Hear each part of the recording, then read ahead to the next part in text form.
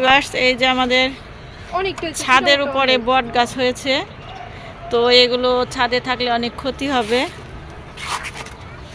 তো খালুকে দিয়ে এই যে দেখেন ছোট আরো অনেকগুলো হয়েছে, গাছটা তুলে ফেলছি।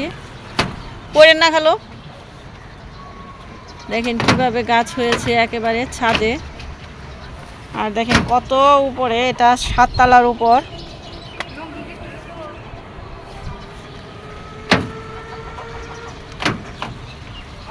গাছগুলো ওই যে কেটে নেব।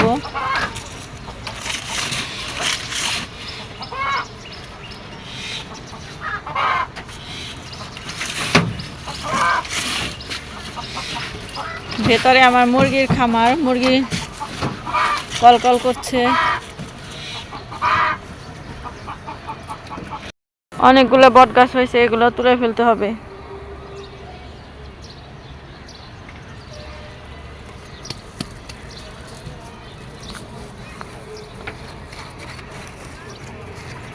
ছাদের রয়েছেন, মাটি ছাড়া কিভাবে গাছ হয়?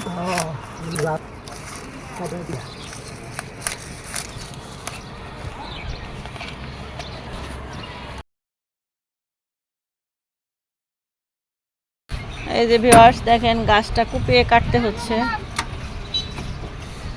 আর এই যে দেখেন আমাদের উপরের ভিউ, বাসায় থেকে সবুজ শ্যামল, কত সুন্দর লাগে। চারিপাশে পুকুর, সবুজ গাছগাছালি দিয়ে ঘেরা। আর এই পাশটা হচ্ছে ঢাকা টাঙ্গাইল সড়ক। আর সব ঘর বাড়ি।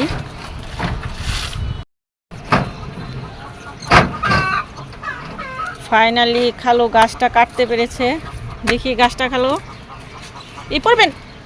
দেখেন কত বড় বট গাছ হয়েছিল। এই বট গাছ বিল্ডিং এর ছাদের জন্য ক্ষতি ছিল, তাই কেটে ফেললাম। ফালাই দেন।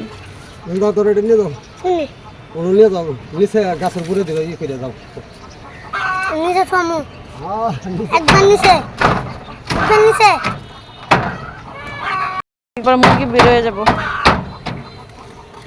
দাও রাসেল। হ্যাঁ নিচে কই জানি দিব তোর আব্বা।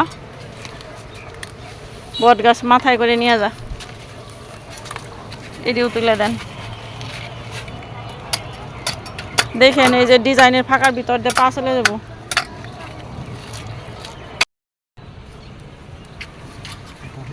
অনেক কষ্ট করে গাছটা কাটা হলো।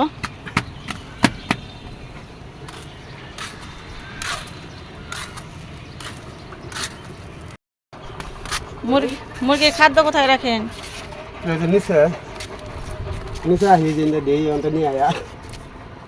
সকাল দিয়ে গেছি খাওয়ায়, বল ভাত আছে, গুড়া বাংলায় দিয়ে গেছি। এই যে এখানে আমার বাঙ্গি গাছ হয়েছে, আর এখানে বনেছি বেল আলু। এই যে একটা করলা পড়ে রয়েছে রে, আম পড়ার মতো। এ পরে নাই তো খালো, এটা করলা গাছের গুড়ায় আসছে, দেখছেন? একেবারে গুড়ায় করলা এসেছে। ছিঁড়ি এটা বড় হয়েছে তো, মাশাআল্লাহ।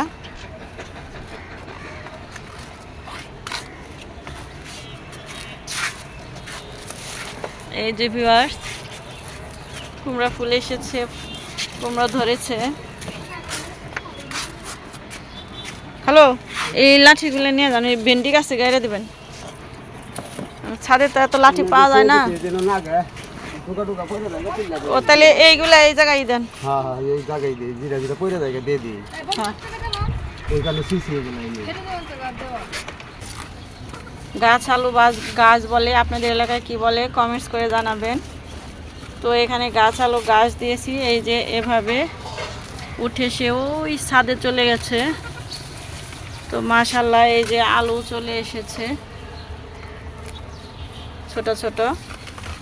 আর নিচে একটা বড় আলু হয়েছে, ওই যে বড় আলু না এটা খালো। প্রচুর ঘাস হয়েছিল।